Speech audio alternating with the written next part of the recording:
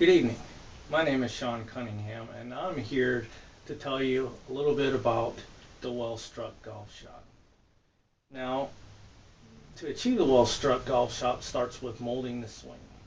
Now, in order to mold that perfect swing, what we have to do is through constant practice and dedication and motivation, molding that perfect swing will come from three basic steps. Now, the first step is the grip. Now, to achieve the perfect grip, you want to take your left hand with the thumb directly centered on the club. Now, once you get your left thumb centered on the club, what you're going to do is take your right hand and you can either interlock your two fingers here or you can overlap. Now, once you put your right hand on, what you're going to do is figure out how you're going to do your swing path. Now, your swing path will start with either your left hand. Okay? For a strong grip, you're going to take your left thumb and slide it over to the right side of the club. For a weak grip, you're going to place it directly centered or just slightly open. And then the hand will just fit directly over where the left thumb will fit right into the right palm of the hand. Okay. Now the strong grip is used basically if you want to take a shot and move it from right to left down the fairway. Uh, Vice versa for the left side here, if you want to work a swing from outside to inside to force that little fade shot, uh, that's basically how you're going to do that. So once you have that grip down, the next thing you want to do is get that well-balanced stance. Now to achieve the well-balanced stance, what you're going to do is you're going to take your feet. Now assuming my hands are your feet, you're going to place them in a position like this where the feet are open at 30 degrees. Now what basically changes your swing path is your left foot. To open it up a little bit, it can change your swing path dramatically from an outside to an inside swing that comes around to the outside, which forces that draw shot that you're looking for. If you want to force that fade, what you're going to do is you're going to take your left foot and move it towards more center. What that does is it changes your swing from inside to outside as well. All right, but it also brings you inside to change that path of the club to where the face forces the ball to spin in a certain rotation. Now, the last part of the stance is if you were to imagine an imaginary line at the tip of your toes.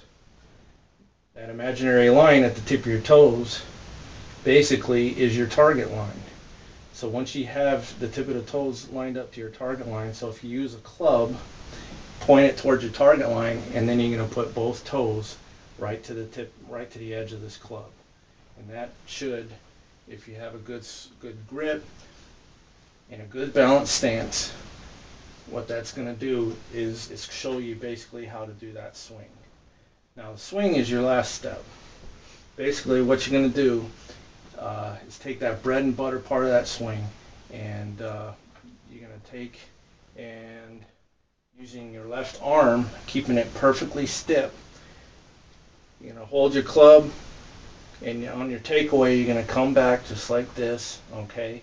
Now once your left arm is parallel to the ground, your wrist should be taking that club at a 45-degree angle just like so, just like this. Now once you can completely come around like this, once the club reaches parallel, at that point you're going to start your weight shift. Now the weight shift on your takeaway is going to be towards the right side. Now on the follow through, coming down like this, you're going to feel the weight moving towards the left foot. Now at that point, at impact, comes the follow through.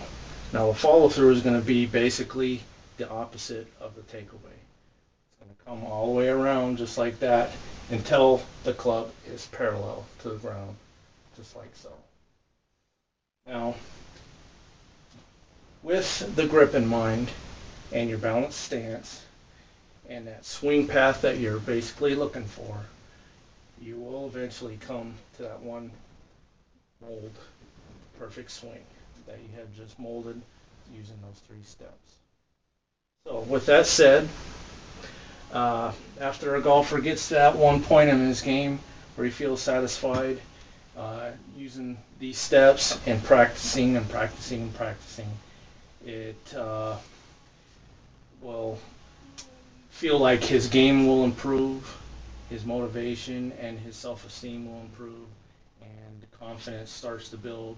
And basically, you want to take all that knowledge that you received using those three steps and share it with others.